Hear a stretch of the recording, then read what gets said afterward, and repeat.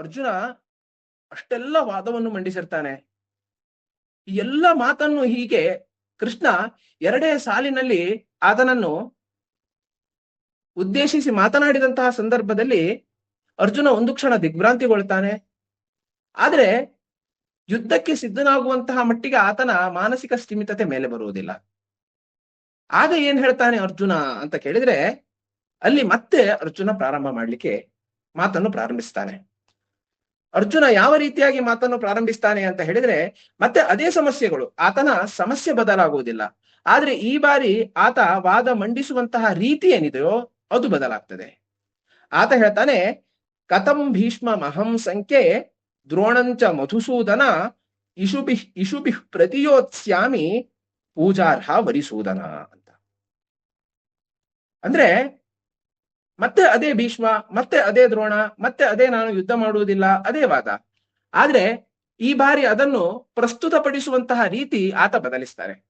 ಆತನಿಗೆ ಅರ್ಥ ಆಗ್ತದೆ, ತಾನು ಪ್ರತಿ ಬಾರಿ ಏನು ಈ ತನ್ನ ಕಣ್ಣೆದುರಿಗೆ ಕಾಣುವಂತಹವರು ತನ್ನ ಸಂಬಂಧಿಕರು, ತನ್ನ ತಾತ, ತನ್ನ ಆಚಾರ್ಯ, ಪುತ್ರಾನ್ ಪೌತ್ರಾನ್ ಸಖೀಂಸ್ತತ ಆಚಾರ್ಯಾನ್ ಮಾತುಲಾನ್ ಭ್ರಾತ್ರಾನ್, ಹೀಗೆ ತಾನೇನು ಸಂಬಂಧಿಕರ ಹೆಸರನ್ನು ಹೇಳ್ತಾ ಇದ್ದೇನೆ, ಇವರನ್ನು ನಾನು ಕೊಲ್ಲಬೇಕು ಅಂತ ಹೇಳ್ತಾ ಇದ್ದೇನೆ, ಈ ಎಲ್ಲ ವಾದ ಕೃಷ್ಣ ಇದನ್ನು ಒಪ್ಲಿಲ್ಲ ಹೇಳುವಂತಹದ್ದು ಆತನಿಗೆ ಅರ್ಥ ಆಗ್ತದೆ. ಈ ಬಾರಿ ಆತ ಮತ್ತೊಂದು ರೀತಿಯಲ್ಲಿ ವಾದವನ್ನು ಪ್ರಾರಂಭ ಮಾಡ್ತಾನೆ. ಹೇಗೆ ಅಂತ ಕೇಳಿದ್ರೆ, ಪೂಜಾರ್ಹ ವರಿಸುವುದನ.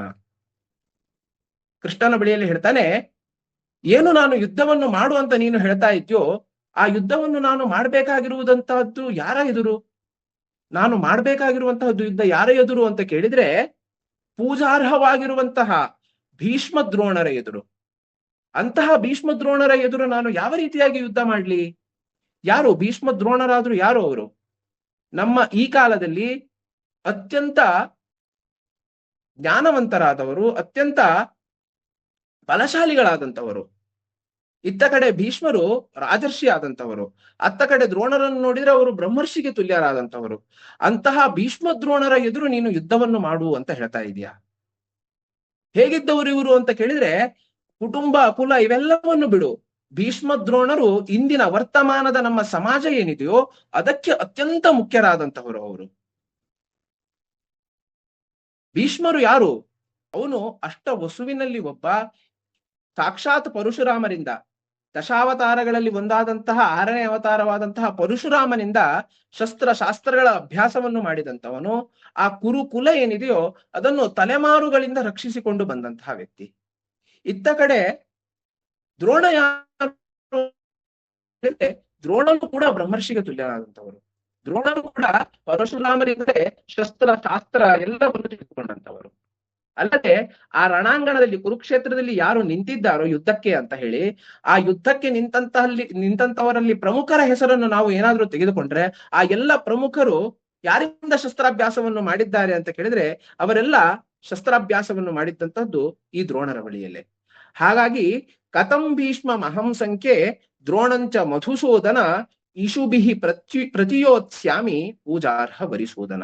ಅಂತಹ ಇಷ್ಟೆಲ್ಲ ವಿಶೇಷತೆಗಳನ್ನು ಹೊಂದಿರುವಂತಹ, ಈ ವರ್ತಮಾನ ಕಾಲಕ್ಕೆ ಸಮಾಜಕ್ಕೆ ಅತ್ಯಂತ ಅಗತ್ಯವಾಗಿರುವಂತಹ ಹಾಗೂ ಅತ್ಯಂತ ಶ್ರೇಷ್ಠರಾಗಿರುವಂತಹ ಈ ಭೀಷ್ಮ ದ್ರೋಣರನ್ನು ಇಶುಭಿಹಿ ಪ್ರತಿಯೋತ್ಸ್ಯಾಮಿ. ಹೇಗೆ? ಇಶು ಅಂತ ಹೇಳಿದ್ರೆ ಬಾಣ, ಇಶುಭಿಹಿ ಅಂತ ಹೇಳಿದ್ರೆ ಬಾಣಗಳಿಂದ. ಈ ಬಾಣಗಳಿಂದ ಅವರನ್ನು ನಾನು ಯುದ್ಧದಲ್ಲಿ ಹೇಗೆ ಘಾಸಿಗೊಳಿಸ್ಲಿ? ಅಂತಹ ಪೂಜೆಗೆ ಅರ್ಹರಾಗಿರುವಂತಹ ಭೀಷ್ಮ ದ್ರೋಣರನ್ನು ನಾನು ಹೇಗೆ ಅವರನ್ನು ನಾನು ಘಾಸಿಗೊಳಿಸಿ ಅವರನ್ನು ನಾಶ ಮಾಡಿ ಯುದ್ಧವನ್ನು ನಾನು ಹೇಗೆ ಗೆಲ್ಲಿ ಅಂತ ಕೇಳ್ತಾನೆ. ಅಷ್ಟು ಮಾತ್ರ ಅಲ್ಲ, ಮುಂದುವರಿದು ಆತ ಹೇಳ್ತಾನೆ, ಗುರೂನ ಹತ್ವಾಹಿ ಮಹಾನುಭಾವಾನ್ ಶ್ರೇಯೋ ಭೋಕ್ತುಂ ಭಕ್ಷ್ಯಮಪೀಹ ಲೋಕೆ ಹತ್ವಾರ್ಥ ಕಾಮಾನ್ಸ್ತು ಗುರೂನಿ ಹೈವ ಭುಂಜೀಯ ಭೋಗಾನ್ ರುಧಿರ ಪ್ರದಿಗ್ಧಾನ್. ಆತ ಹೇಳ್ತಾನೆ, ಗುರೂನ ಹತ್ವಾಹಿ ಮಹಾನುಭಾವಾನ್, ಇಂತಹ ಗುರು ಸಮಾನರಾದಂಥವರು, ಇಂತಹ ಮಹಾನುಭಾವರನ್ನು ಯಾವ ರೀತಿಯಾಗಿ ನಾನು ಕೊಲ್ಲಿ? ಕುಟುಂಬದವರು ಹೇಳುವಂತಹ ಮಾತನ್ನು ಕೃಷ್ಣ ಒಪ್ಲಿಲ್ಲ ಅಲ್ವಾ? ಸಂಬಂಧಿಕರು ಹೇಳುವಂತಹ ಮಾತನ್ನು ಆತ ಒಪ್ಲಿಲ್ಲ ಅಲ್ವಾ? ಹೋಗ್ಲಿ, ಆದ್ರೆ ಈ ಗುರು ಸಮಾನರಾದಂಥವರು, ಸಮಾಜದಲ್ಲಿ ಅತ್ಯಂತ ಶ್ರೇಷ್ಠರಾದಂಥವರು, ಮಹಾನುಭಾವರಾದಂಥವರು, ಇಂಥವರನ್ನು ನಾನು ಹೇಗೆ ಕೊಲ್ಲಿ? ಇದರ ಬದಲಾಗಿ ಶ್ರೇಯೋ ಭೋಕ್ತುಂ ಭೈಕ್ಷ್ಯಮಪೀಹ ಲೋಕೆ, ಇಂತಹ ಮಹಾಪುರುಷರನ್ನು ಕೊಲ್ಲುವ ಬದಲು ನಾನು ಭಿಕ್ಷಾಟನೆಯನ್ನು ಮಾಡಿ ಅಥವಾ ಭಿಕ್ಷೆಯನ್ನು ಬೇಡಿ ನನ್ನ ಜೀವನವನ್ನು ಸಾಗಿಸುವುದೇ ಉತ್ತಮ ಅಂತ ಅನಿಸ್ತದೆ. ಇಷ್ಟೆಲ್ಲ ಹೇಳಿದ ಬಳಿಕ ಆತನಿಗೆ ಅನಿಸ್ತದೆ, ಆತನೇ ಆಲೋಚನೆಯನ್ನು ಮಾಡ್ತಾನೆ, ಈ ಎಲ್ಲ ವಾದವನ್ನು ಹೇಳಿದ ಬಳಿಕ ಕೃಷ್ಣ ಏನು ಹೇಳ್ಬಹುದು? ಮಹಾನುಭಾವರೇನೋ ಸರಿ, ಯಾವ ರೀತಿಯಾಗಿ ಮಹಾನುಭಾವರು ನಡೆದಂತಹ ಅನೇಕ ದುಷ್ಕೃತ್ಯಗಳೇನಿದೆಯೋ ಅದನ್ನು ವಿರೋಧಿಸಿದ್ರ ಅವರು ಅಂತ ಕೇಳಿದ್ರೆ ಇಲ್ಲ. ಯಾವಾಗ ಪಗಡೆಯಾಟ ನಡೆಯಿತೋ, ಮಹಾಭಾರತದಲ್ಲಿ ಆಸ್ಥಾನದ ಮಧ್ಯದಲ್ಲಿ ದ್ರೌಪದಿಯ ವಸ್ತ್ರಾಪಹರಣ ನಡೆಯಿತೋ, ಅಂತಹ ಸಂದರ್ಭದಲ್ಲಿ ಈ ಭೀಷ್ಮ ದ್ರೋಣರೇನಾದರೂ ವಿರೋಧಿಸಿದ್ರ, ಎದ್ದು ನಿಂತು ಮಾತನಾಡಿದ್ರ? ಇಲ್ಲ. ಹತ್ವಾಮರ್ತೆ ಕಾಂಸ್ತು ಗುರೂನಿ ಹೈವ. ಹೇಗೆ ಬಂದಿದ್ದಾರೆ ಅವರು? ಕೃಷ್ಣ ಏನ್ ಹೇಳ್ಬಹುದು ಅಂತ ಕೇಳಿದ್ರೆ ಅದನ್ನು ತಾನೇ ಆಲೋಚನೆ ಮಾಡಿ ಅರ್ಜುನ ಹೇಳ್ತಾನೆ, ಇವರು ಅರ್ಥದ ಅಪೇಕ್ಷಿಗಳು. ಅರ್ಥದ ಹಿಂದೆ ಅಂದ್ರೆ ಹಣದ ಹಿಂದೆ ಇವರು ಇದ್ದಾರೆ. ಹಣದ ಋಣ ಏನಿದೆ, ಅನ್ನದ ಋಣ ಏನಿದೆ, ಅದಕ್ಕಾಗಿ ಕಟ್ಟು ಬಿದ್ದು ಈ ಧರ್ಮದ ಕಾರ್ಯ ಏನಿದೆಯೋ, ಧರ್ಮ ಯಾವುದು ಅಧರ್ಮ ಯಾವುದು ಇದನ್ನು ವಿಶ್ಲೇಷಿಸಲಿಕ್ಕೆ ಆಗದೇ ಇರುವಂತಹ ಪರಿಸ್ಥಿತಿಯಲ್ಲಿದ್ದಾರೆ. ಆ ತುಂಬಿದ ಸಭೆಯಲ್ಲಿ ದ್ರೌಪದಿಯ ವಸ್ತ್ರಾಪಹರಣ ಆಗುವಂತಹ ಸಂದರ್ಭದಲ್ಲಿ ಇವರಿರುವರು ಮಾತನಾಡಲಿಲ್ಲ. ಆದ್ರೆ ಅಲ್ಲಿ ಮಾತನಾಡಿದಂಥವನು ಯಾರು ಅಂತ ಕೇಳಿದ್ರೆ ವಿದುರ ಧೈರ್ಯದಿಂದ ಎದ್ದು ನಿಂತು ನಡೀತಾ ಇರುವಂತಹದ್ದು ಅಧರ್ಮ ಅಂತ ಹೇಳಿದ, ನಡೀತಾ ಇರುವಂತಹದ್ದು ಅನ್ಯಾಯ ಅಂತ ಹೇಳಿದ. ಅಷ್ಟು ಮಾತ್ರ ಅಲ್ಲ, ಈ ಯುದ್ಧ ಇನ್ನೇನು ನಡೀತದೆ ಹೇಳುವಂತಹ ಸಂದರ್ಭದಲ್ಲಿ ಒಂದು ಬಹಳ ಸೊಗಸಾದಂತಹ ಘಟನೆ ನಡೀತದೆ.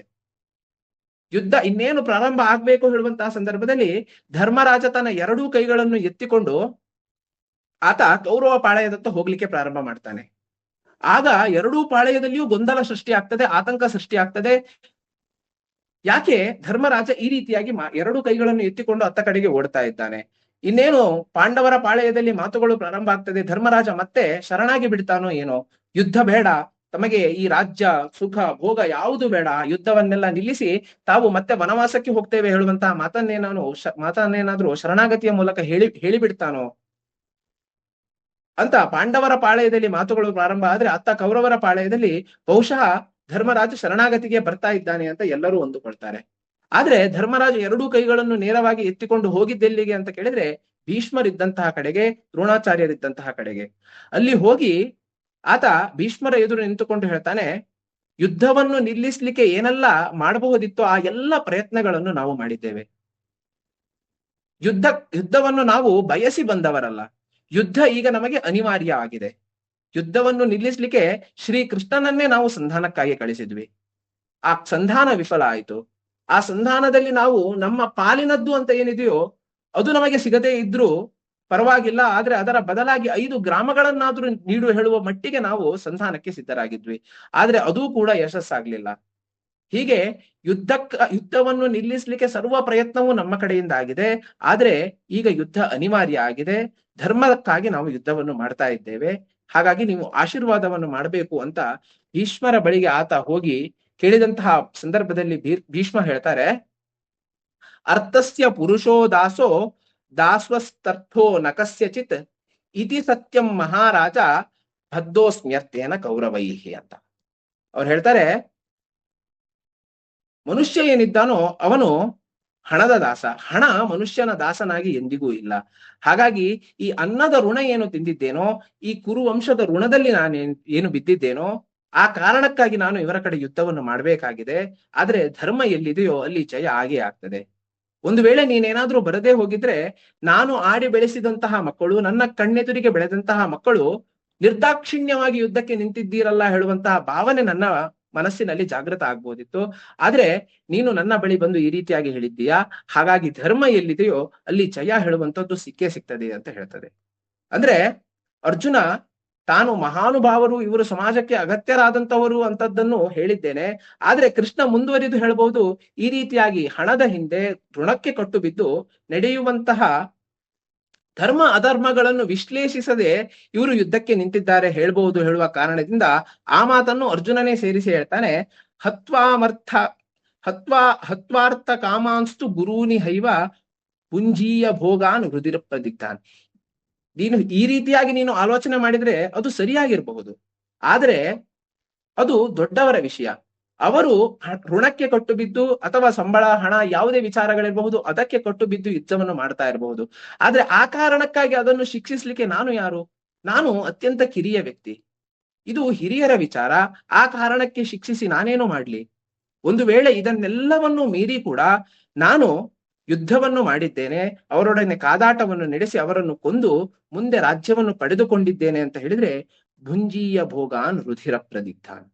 ನಾನು ಪಡುವಂತಹ ಭೋಗ ಏನಿದೆಯೋ, ಸುಖ ಏನಿದೆಯೋ, ಮಲಗುವಂತಹ ಹಾಸಿಗೆ ಏನಿದೆಯೋ, ಉಣ್ಣುವಂತಹ ಅನ್ನ ಏನಿದೆಯೋ, ಇದೆಲ್ಲ ನನಗೆ ಗುರುಗಳ, ಮಹಾನುಭಾವರ, ಈ ಶ್ರೇಷ್ಠ ಪುರುಷರ ರಕ್ತಸಿಕ್ತತೆಯಿಂದ ಕೂಡಿದಂತಹ ವಸ್ತುಗಳಾಗಿ ನನ್ನ ಕಣ್ಣಿಗೆ ಕಾಣಸಿಗ್ತದೆ.